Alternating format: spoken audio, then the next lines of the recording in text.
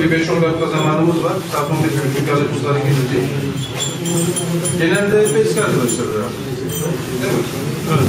Ya biraz geç mi kalındı? Yok Kemal Haber'in işleri görüyorum. Yoksa bizim sarsak yorumunu bilmiyorum ama davetimizi kabul edip geldiğiniz için ben teşekkür etmek istiyorum öncelikle. Yani 40 dakika mı, 35 dakika mı ne?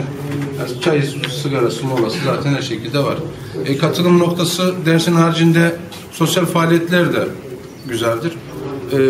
Bana kalırsa şu an havuz da açıldı herhalde. Ankara'nın şu an gündeminde tam ne olduğunu bilmiyorum ama kapalı havuz şu an hizmette. Eğer şortlarınızı aldıysanız yanınıza sevinirim. Çünkü hamamı da saunası da zaten var. Amaç dinlenme amaçlı, işin doğrusunu söylemek gerekirse. Derslerde vesile. O açıdan rahatsız olduğunuz bir konu olursa sizden ricam, hani gittiğinizde ummadığınız bir şeyle karşılaşır, keyfiniz kaçarsa lütfen hani telefon edin, biz sizi buraya ulaştırırız.